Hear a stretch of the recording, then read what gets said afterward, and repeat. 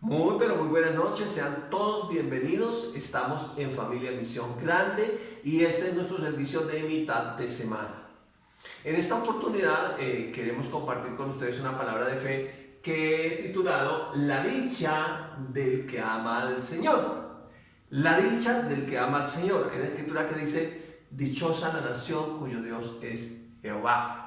Entonces, esta noche, dichosa la persona que ama al Señor. Dichosa la persona cuyo Dios es el Señor. Dichosa la persona que ha entregado su vida a Jesucristo. Dichosa la persona que ama al Señor con ese amor que recibió de Él mismo. Y la enseñanza para esta oportunidad está basada en Salmos, capítulo número 84. Salmos, capítulo 84. Y sin más preámbulos, vamos a dar lectura a nuestro texto. Dice la palabra, entre signos de admiración: cuán amables son tus moradas, oh Jehová de los ejércitos. Anhela mi alma y aún ardientemente desea los atrios de Jehová. Mi corazón y mi carne cantan al Dios vivo. Aún el gorrión halla casa y la golondrina nido para sí, donde ponga sus polluelos cerca de tus altares, oh Jehová de los ejércitos, Rey mío y Dios mío. Bienaventurados los que habitan en tu casa, perpetuamente te alabarán. Y vamos a centrar el mensaje en estos tres versículos, 5, 6 y 7. Por eso los resalté con rojo. Dice así la palabra: bienaventurado el hombre que tiene en ti sus fuerzas, en cuyo corazón están tus caminos. Atravesando el valle de lágrimas, lo cambian en fuente. Cuando la lluvia llena los estanques, irán de poder en poder, verán a Dios en Sión. Jehová, Dios de los ejércitos, oye mi oración. Escucha, oh Dios de Jacob. Versículo 9. Mira, oh Dios, escudo nuestro, y pon los ojos en el rostro de tu ungido. Porque mejor es un día en tus atrios que 1000 fuera de ellos. Escogería antes estar a la puerta de la casa de mi Dios que habitar en las moradas de maldad. Porque sol y escudo es Jehová Dios. Gracia y gloria dará Jehová. No quitará el bien a los que andan en integridad. Jehová de los ejércitos, dichoso el hombre que confía en ti. La dicha de la persona que ama al Señor. Dichosa la persona que ama al Señor. Dichosa la familia que ama al Señor. Dichosa la nación que ama al Señor. Es la dicha más grande que podemos tener en esta tierra cuando nacemos de nuevo, cuando somos sacados de las tinieblas y trasladados a la luz, cuando pasamos de ser hijos de Satanás a ser hijos de Dios, cuando venimos de ser malditos a ser benditos, de ser enfermos a estar sanos, de ser pobres a estar enriquecidos, de estar separados de Dios, muertos espiritualmente, a ser nuevas criaturas. Esa es la dicha del que ama al Señor. Entonces, en esta oportunidad, en este tiempo que tenemos, ya creo que terminando la cuarentena, creo que ya llegando al pico, creo que aplanando la curva, entonces tenemos una dicha: seguir amando al Señor, así las curvas no se aplanen, así los picos no se lleguen, así alarguen y alarguen y alarguen. Sigamos amando al Señor, sigamos reconociendo que Él es el Señor, pese a todas las circunstancias que los seres humanos vivimos en esta tierra. Muy bien, dicho esto, entonces vamos a dar inicio a nuestra enseñanza, desarrollando algunos puntos. Primer punto: ¿quién es la persona que ama al Señor? La persona que depende absolutamente de Dios. Entonces, una persona dichosa es aquella que depende absolutamente de Dios. Nuestro texto en el versículo 5 dice: bienaventurado el hombre que tiene en ti sus fuerzas, en cuyo corazón están tus caminos. Entonces, la persona que confía en Él, que depende absolutamente de Él, que el Señor es mi fuerza, Él es quien me fortalece, Él es el que da fuerza al débil, es el que fortalece al que no tiene ninguna fuerza. El apóstol Pablo lo dijo de esta manera en Gálatas capítulo 2, el verso 20. Con Cristo estoy juntamente crucificado, y ya no vivo yo, mas vive Cristo en mí. Y lo que ahora vivo en la carne o en este cuerpo mortal, lo vivo en la fe del Hijo de Dios. Note que no dice en la fe en el Hijo de Dios, sino dice el texto, en la fe del Hijo de Dios. La misma fe de Cristo Jesús, que sanaba a los enfermos, que limpiaba a los leprosos, que levantaba a los muertos, es la fe que nosotros tenemos, la fe del Hijo de Dios, el cual me amó y se entregó a sí mismo por mí. Entonces es una absoluta dependencia de Dios. Ya no vivo yo, mas vive Cristo en mí.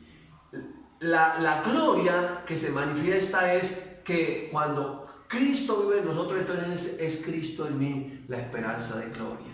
Yo tengo gloria porque el glorioso vive en mí. Yo tengo vida porque la vida vive en mí. Yo tengo paz porque el Dios de paz vive en mí. Yo tengo provisión porque mi proveedor habita en mí. Entonces la dicha, yo dependo absolutamente de Él. No importa las circunstancias externas. Mi confianza no está puesta en el Banco Mundial. Mi confianza no está puesta en la economía global. Mi confianza no está puesta en lo terrenal. No, mi confianza está en el Señor. Y yo sé que Él, como mi buen pastor, me sustentará y absolutamente nada me faltará porque mi confianza está en Él. Entonces esa es la dicha. Empieza así. Ponga su dedo pulgar hacia arriba. La persona que confía absolutamente en Dios, que depende absolutamente de Él, siempre va a vivir así.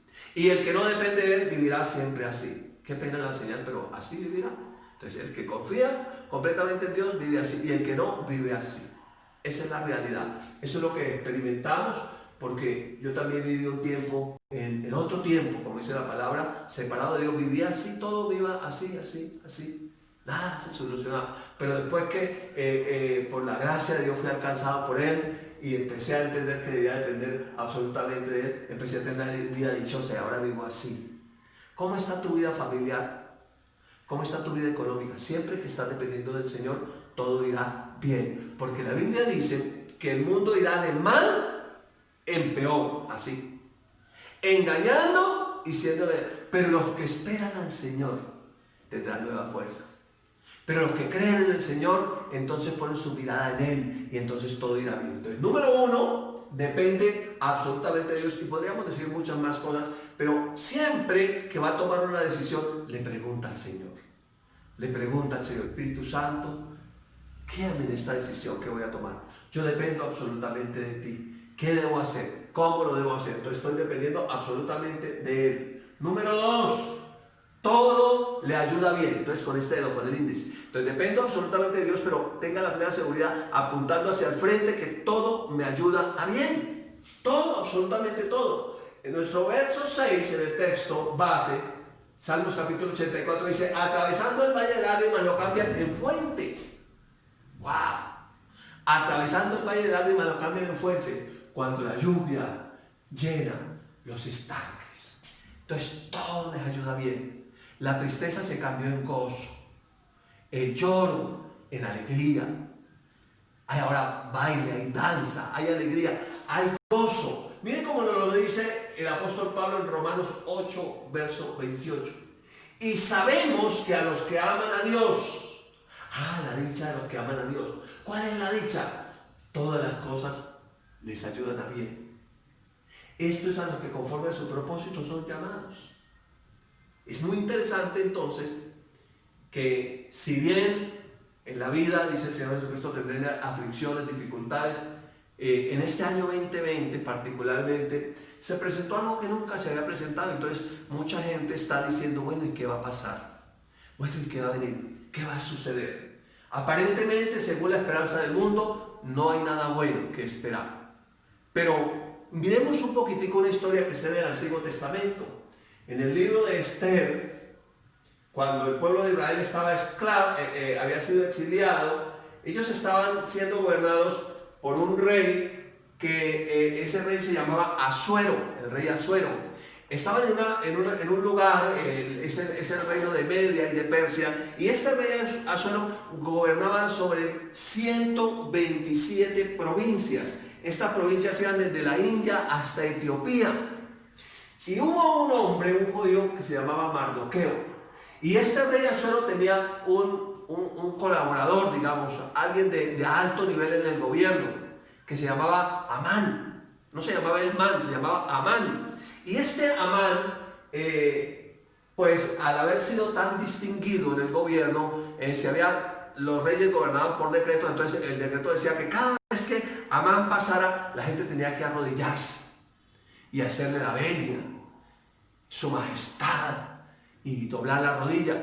Y entonces Mardoqueo trabajaba en el palacio, servía, y estaba siempre a la puerta del palacio, dispuesto a ver qué se necesitaba. Claro, él era del pueblo judío o del pueblo de Israel. Y cuando Amán pasaba, Mardoqueo no se arrodillaba, Mardoqueo no se inclinaba, no le rendía pleitesía a él, no doblaba su rodilla delante de este personaje que era tan importante en el reino, de este Amán. Entonces Amán, al darse cuenta de eso, se llenó de odio, de rabia, porque él pasa y decía, pero ¿cómo este hombre no se arrodilla? Y empezó a analizar y dijo, pero no es solamente él, toda esta gente judía, todo este pueblo hace lo mismo, no se arrodillan, cuando ven que Amán pasa, no se arrodillan, no se postran. Entonces dijo, no, tenemos que hacer que él se postre. Y fue e hizo un decreto y le hizo firmar al rey Asuero que cualquiera que no se arrodillara frente a él tenía que morir. Y es más, le colocó al decreto que el día 13 del mes todo el pueblo judío debía morir por causa de que no se arrodillaban frente a la pompa de este personaje Amán, cuando pasaba con su túnica y cuando pasaba con su carruaje, y ellos no le hacían venia, no le hacían coro como suele uno ver en la política, que la gente tiene a hacer coro y a rendirle pleitesía a unos más que otros, por su cargo, por su distinción, por su honorabilidad, por su posición de gobierno. Entonces, Mardoqueo, cuando se entera, porque se publica el edicto, se hace firmar y se hace repartir en las 127 provincias en todos los idiomas, que el día 13 todos estos judíos, por causa de que no se arrodillaban ni se humillaban ante Amán, debían morir, debían matar sus mujeres, sus hijos, y debían quitarles todos los bienes. Era un decreto de muerte, resumidas cuentas. Ahí está en el libro de Esther, si usted lo quiere leer con más tiempo, pero solamente estoy tratando de parafrasearle la historia. Entonces, Mardoqueo se entera que eso está sucediendo y manda llamar a Esther. Esther era la esposa del rey, era la reina. Y le dice, mira lo que va a suceder, ya han publicado en todas las provincias este decreto de muerte. Era algo que indudablemente no le ayudaba bien al pueblo de Israel. Entonces él dice, y nosotros hemos proclamado ayuno y oración, y te invitamos para que también tú ayunes con nosotros e intercedas por nosotros. Y si tú no vas a interceder por nosotros, reina Esther, sepa que nosotros lo vamos a hacer y que Dios nos va a ayudar de alguna u otra forma. Pero te estamos invitando para que nos ayudes, para que intercedas, para que ores, para que ayunes y para que entres a la presencia del rey. Bueno, entonces Esther comienza a llorar y dice, bueno, pues el rey solamente tiene unos días determinados en su agenda donde atiende a la reina. No podía ella entrar siempre a la presencia del rey, porque si ella entraba en un día que no estaba agendada, pues moriría. Allá eso, lo que sucedía era que por cualquier cosa mataban a la gente. Si entraba el día que tenía que entrar donde el rey moría. Ya habían publicado el edicto que si no se arrodillaban ante el paso de Amán tenían que morir. Cualquier cosa era muerte, y mataban a la gente. Entonces ella oró, ayunó y dijo, bueno, yo voy a entrar en la presencia del rey y ojalá haya gracia delante de él, me extienda el cetro y yo pueda hablar con él. Y si he de morir, pues que muera. Entonces era una mujer comprometida con el pueblo de Dios. Bueno, ella se propone entrar en la presencia del rey. Efectivamente entra, el rey, ella halla gracia, el rey extiende su cetro, ellos estaban orando. Ella pasa y le dice, su majestad, deseo hablar con su reverencia, su alteza real. Y entonces el rey le dice, ¿qué desea, reina? Has hallado gracia delante de mí, hasta la mitad de mi reino te daré. Y ella dice, si he hallado gracia ante su majestad, concédeme que quiero prepararle un banquete, pero que usted traiga a Amán, quiero honrarlos. quiero honrarlos, quiero hacerles un banquete excelente para que vengan y compartan y vean que nosotros honramos a su Alteza y obviamente a este gobernante tan distinguido que es Amán. Bueno, entonces ella preparó su banquete, hizo todo y llegó el día en que ellos tenían que asistir a ese primer banquete.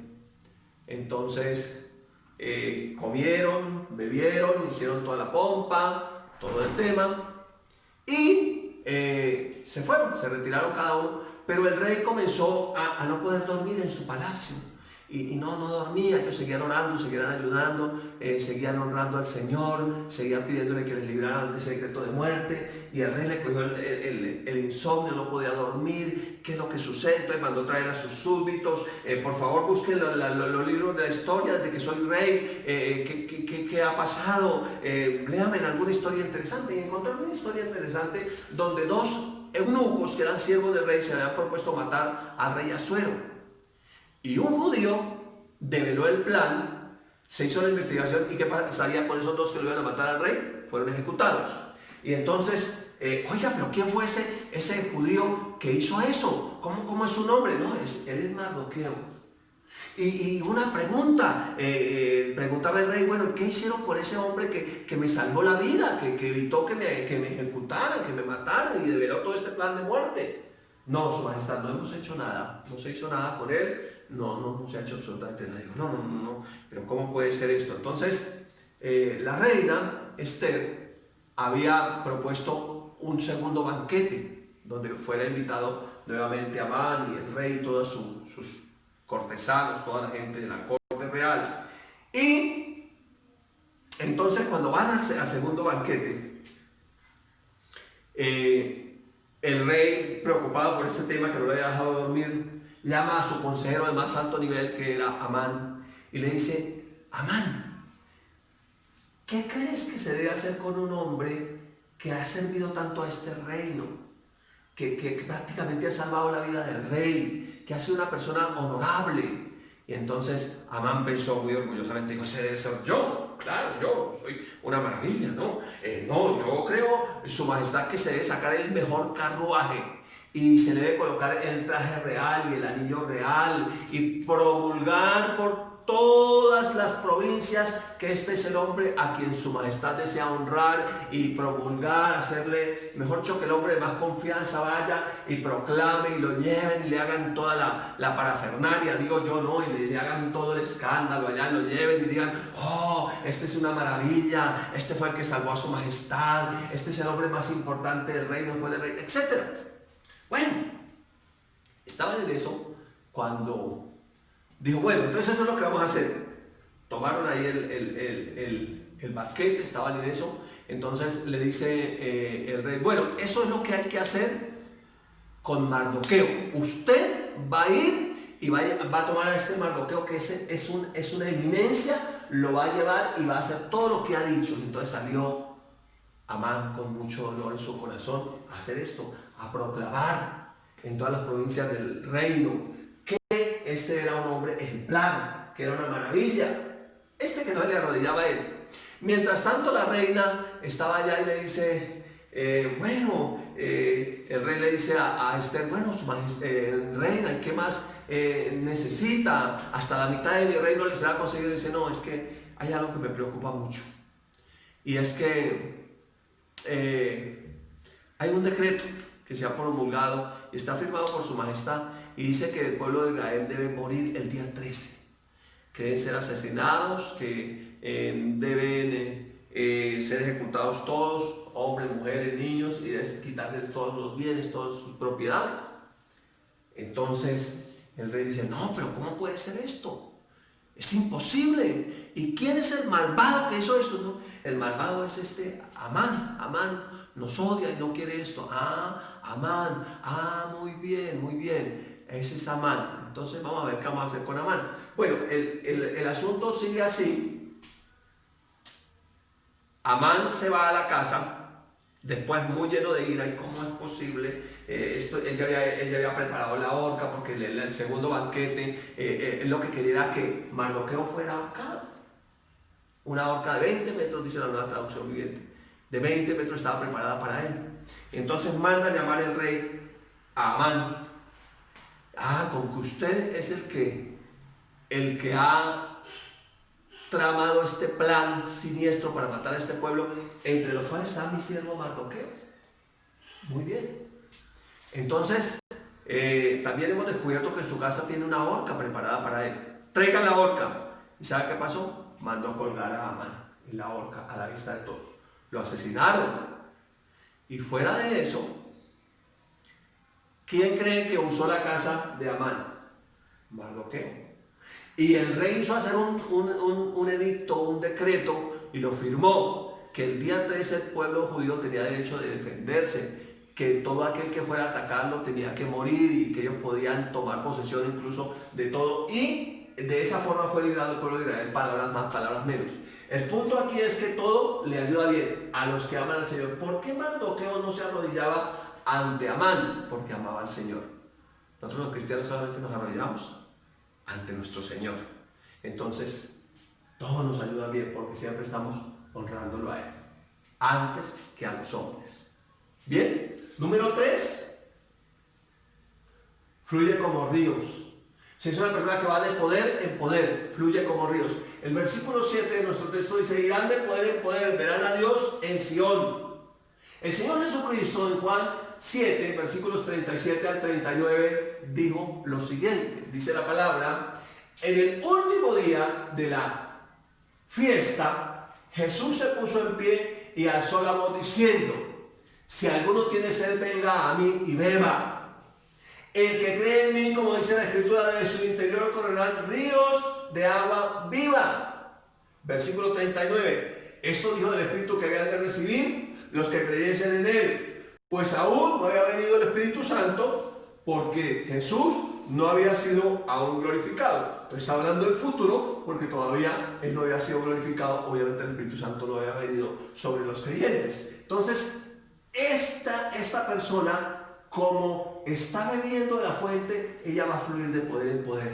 Ella va a ir de gloria en gloria, independientemente de las circunstancias. Siempre, como dice la Escritura, todas las cosas le ayudarán a bien, y Él está fluyendo en el Espíritu. Él está mirando como viendo al invisible, tiene puestos los ojos en Jesús, está creyendo que el poder de lo alto viene sobre Él, está creyendo que mayor es el que está en él, que está en el mundo, está creyendo que el Espíritu del Señor es mayor que cualquier circunstancia que tenga que atravesar, y entonces de su interior van a correr esos ríos de agua viva, que son palabra de Dios, que Él está hablando de noche, de mañana, de tarde, que está meditando. Entonces está viviendo una vida sobrenatural. Número 4.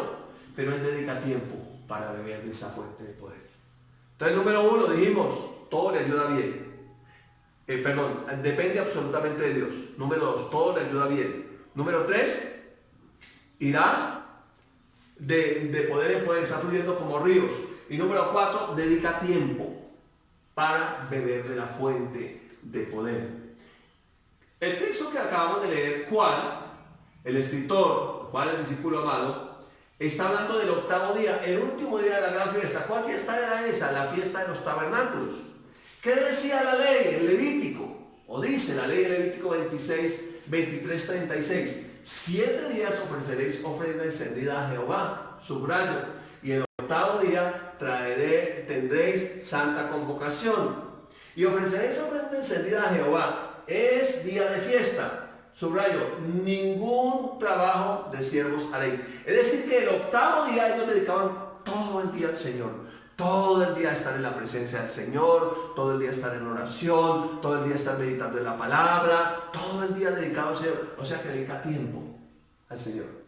Cuando uno ama a alguien, hay 3 elementos que van a determinar qué amores son los que uno tiene en la vida. Número 1 se llama tiempo. Entonces, esta persona dedica tiempo para beber de la fuente, beber del Espíritu, beber de la palabra. Número 2 se llama talentos. Entonces, si tiene un talento, lo dedica para servir al Señor. Traeréis ofrenda a Jehová. Entonces, utilizaba sus talentos. Y número 3, sus tesoros.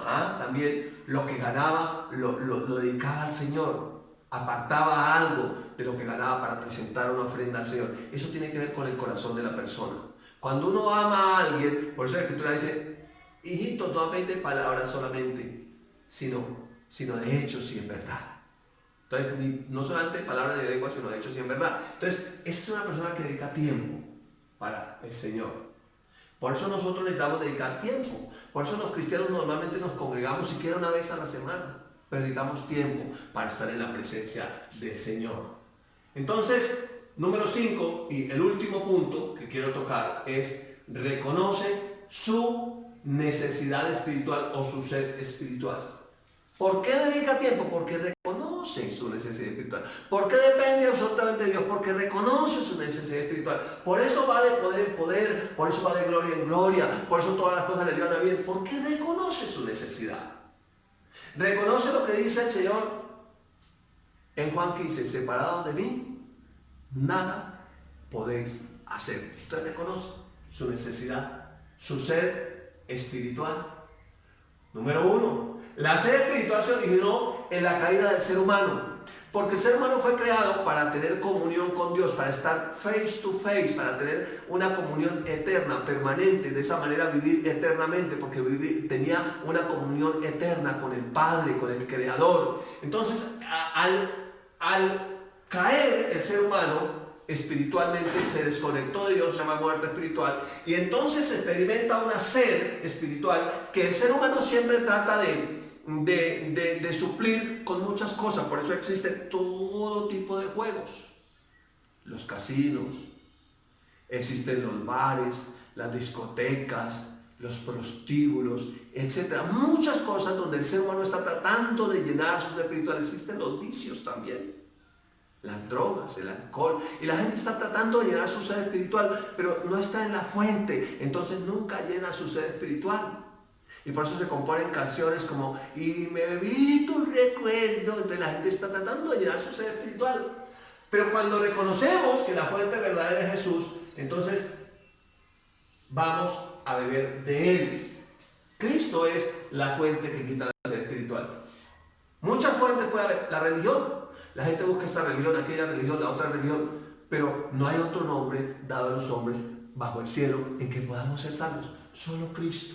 Cristo Jesús es la fuente que quita la sed espiritual. Nadie bautiza con el Espíritu Santo, solo Cristo Jesús.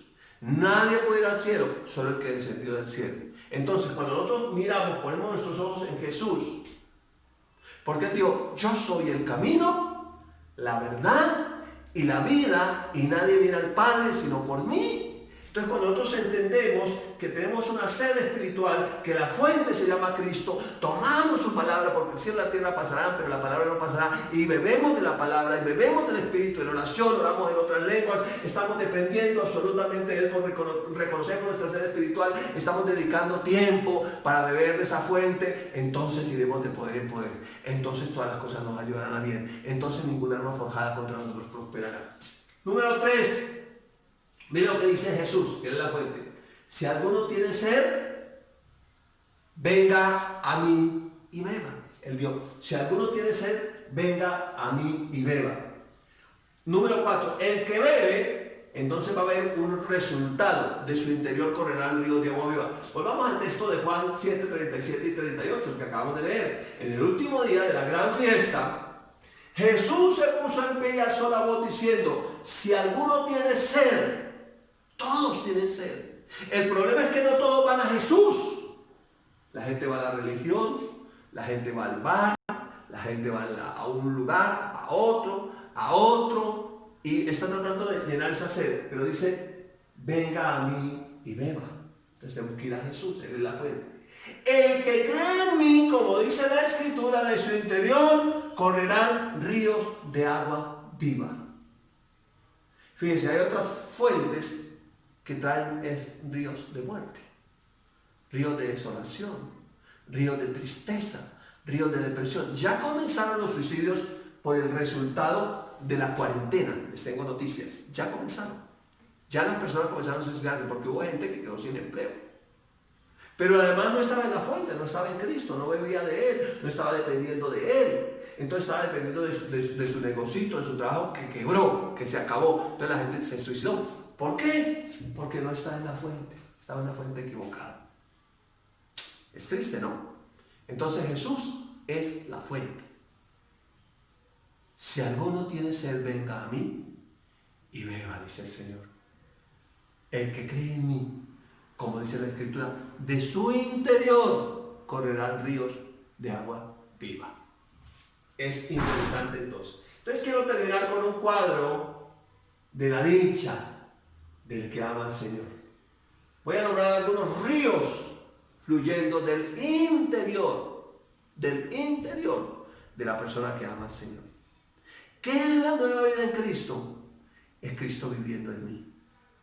Es cuando yo entrego mi vida al Señor con una confesión de fe, donde reconozco que Él es mi Señor, mi Salvador, lo confieso como tal, creo que Él resucitó de los muertos, y entonces tengo vida en abundancia.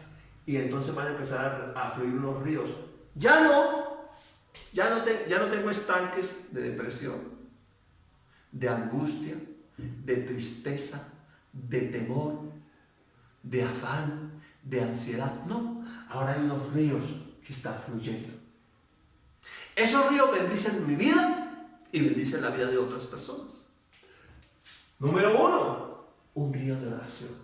Entonces esa persona que es dichosa amando al Señor, no sufre para orar. No dice, otra vez a orar, oh, ¿cuánto tiempo ahora en oración? ¿Y ahora de qué voy a orar? No, fluye, comienza a orar y comienza a fluir, y de pronto ya comienza a cantar, y comienza a alabar, y entonces hay una fiesta, y entonces se entiende que nuestra Pascua es Cristo, y que ya fue sacrificada, y que Él resucitó, y que Él vive, y que Él es nuestro intercesor ante el Padre, y que Él entró con su propia sangre, y que yo fui declarado justo. Yo que era injusto por la obra de Cristo, ahora fui declarado justo, y ahora soy sano, y ahora soy fuerte, y soy bendecido porque Cristo vive en mí, y sea que viva o sea que muera, de Él soy. Y entonces comienzo a alabar al Señor, y me gozo y me alegro. Y algunos dicen, ¡ay, estos están locos!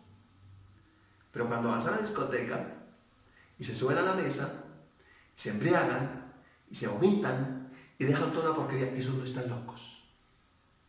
Pero aquel que alaba al Señor con una Biblia como la que tengo yo, aquí bajo el brazo, y con su pandero comienza a alabar, y llega a la casa gozoso y dice, mi amor, somos felices, el Señor nuestro pastor, ¿sabe qué? Nada nos va a faltar.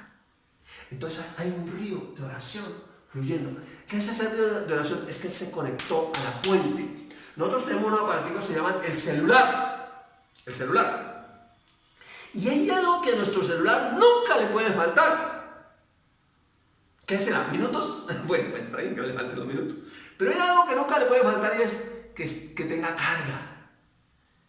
Que esté su batería debidamente cargada. Y uno dice, ay, no conecté el celular. Ay, se me descargó el celular. Ay, no puedo salir con el celular descargado. Ay, mi celular está que se descarga. Y entonces tengo que llegar rápido a la fuente y conectarlo. Esa es la oración.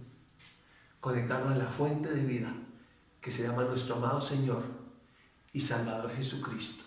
Cuando nos conectamos a través de la oración, viene fluyendo ese río, y como esta cascada que vemos en la imagen, así fluirá toda nuestra vida. Irán de poder en poder. Atravesando el valle de lágrimas, lo cambian en fuente. Irán de gloria en gloria. Ninguno les podrá hacer frente todos los días de su vida. Serán bendecidos en el campo, en la ciudad, en todo lo que hagan, toda obra de sus manos. Estarán arriba y no abajo, prestarán y no pedirán prestado, serán gente feliz, gozarán de la dicha de amar al Señor, porque hay un río fluyendo, y para eso dedican tiempo. Y entonces tienen canciones, ya no escuchan la cucharita se me perdió, y la cucharita se me perdió. No, ya ahora escuchan otro tipo de canciones que hablan del gran Dios que tiene, no de la triste cuchara que se perdió, sino que están hablando de que Él es mi buen pastor, de que Él es mi proveedor, de que Él es mi sanador, de que Él es mi fortaleza, de que Él es mi guardador, que yo estoy escondido con Cristo en Dios, que es Cristo en mí, la esperanza de gloria, que Él pelea por mí como poderoso gigante. Y entonces la oración se vuelve una fiesta, una conexión, y entonces comienza ese turbo a cargar y a cargar y a cargar, y entonces va a tener energía, en el buen sentido de la palabra, espiritual, para compartir con otros como un río. Número 2, un río de salvación. Entonces después que fluye en ese río de oración, porque la Biblia dice orando en todo tiempo, no solamente en el lugar secreto, sino en todo tiempo, entonces se encuentra con alguien que no ha sido salvo. ¿Y qué le hace? Le comparte la salvación. La salvación no es algo, es alguien, se llama Jesucristo. Y entonces comienza a hablar de Jesucristo, aquel que siendo Dios dejó su trono de gloria y se hizo hombre y vino a la tierra y se engendró de una mujer virgen y nació y fue obediente hasta la muerte y muerte de cruz. Y en la cruz llevó enfermedades, pecados, muerte, ruina, maldición. Hubo un intercambio divino. El que no conoció pecado por nosotros lo hizo pecado para que nosotros fuéramos hechos la justicia de Dios en Cristo. Entonces comienza a compartir el evangelio y habla la palabra y personas nacen de nuevo, y aquella persona que estaba muerta espiritualmente recibe vida espiritual, el que estaba enfermo recibe sanidad, y empieza a vivir ese otro río que es el río de sanidad. Y entonces si alguien está enfermo dice, ¿me permites orar? ¿Me permite poner mis manos en el nombre del Señor? Y esa persona es sana, esa persona es bendecida, porque hay un río fluyendo de oración, y luego como consecuencia un río de salvación, y luego como consecuencia un río de sanidad. Entonces es una persona que no tiene miedo del COVID-19, ni del COVID-20 o el 21 que se inventen más adelante. No sé qué otros nombres le darán a los virus, no sé. Pero hay plagas y enfermedades en esta tierra. Pero él no tiene miedo, porque él sabe que el Señor es mi sanador, que Él llevó todas nuestras enfermedades y dolencias a la cruz del Calvario, y que por su llaga fuimos nosotros sanados. Como lo dice el apóstol Pedro, ciertamente, dice, Él mismo llevó nuestras enfermedades, nuestros pecados en su cuerpo sobre el madero, para que nosotros, estando muertos a los pecados, vivamos a la justicia, y por cuya herida fuisteis sanados. Y el profeta Isaías dice, ciertamente llevó Él nuestras enfermedades y sufrió nuestras dolencias, y nosotros lo tuvimos por azotado, por herido de Dios y abatido, mas el herido fue por nuestras rebeliones, molido por nuestros pecados. El castigo de nuestra paz fue sobre Él, y por su llaga fuimos nosotros sanados. Entonces Él lleva sanidad donde quiera que va. Pero número 4, hay un río de gozo. La Biblia dice que el gozo del Señor mi fortaleza es. Y el mayor gozo que podemos tener nosotros es el gozo de la salvación. No hay gozo más grande que saber que hemos sido declarados justos, que hemos sido sanos, que hemos sido libres, que hemos sido limpiados, que aún para nosotros la muerte es ganancia. Si fuera lo peor que pudiera suceder en esa tierra, que tuviéramos que partir ya, es ganancia.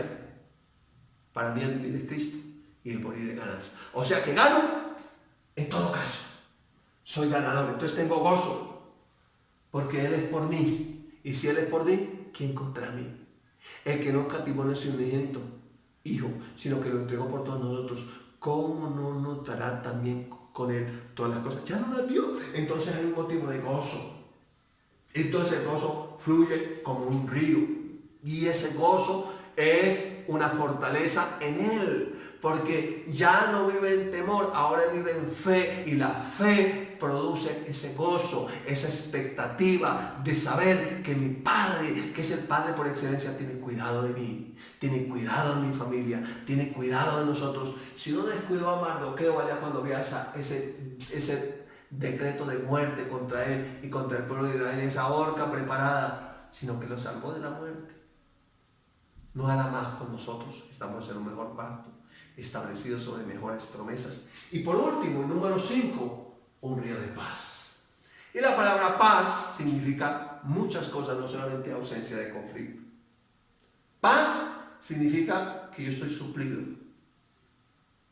que estoy completo en Él, que nada nos falta a los que amamos al Señor, porque a los que amamos al Señor, todas las cosas nos ayudan a bien. Entonces, este es más o menos el cuadro de la dicha del que ama al Señor. Nunca tiene sequedales, nunca está en un desierto, nunca está en angustia. Aunque todas estas cosas pueden venir, Él está conectado a la fuente. Y al estar conectado a la fuente, en esa comunión con el Espíritu Santo, entonces hará que de su interior fluyan esos ríos para bendición de Él y de todas las personas que lo puedan rodear. Por eso la invitación en este tiempo, que todavía estamos en cuarentena, es a que tengas tiempo de oración, de comunión con nuestro Padre Celestial, en el nombre de Jesús. Esté siendo lleno del Espíritu Santo y de esa manera experimentes la dicha del que ama al Señor. Les bendigo y les amo en Cristo Jesús. Muy pronto estoy seguro que nos podremos ver personalmente. Bendiciones. No queríamos terminar este video sin darte la oportunidad de recibir a Jesús como tu Señor y tu Salvador, porque en la Biblia dice que con el corazón se cree, pero con la boca se confiesa para salvación. Así que repite esta sencilla oración después de mí. Recibo a Jesús como mi Señor y mi Salvador. Creo que Él murió y resucitó para darme salvación. Amén. Después de hacer esta sencilla oración, ya perteneces a la familia de la fe. Sigue conectado para no perderte ninguna prédica.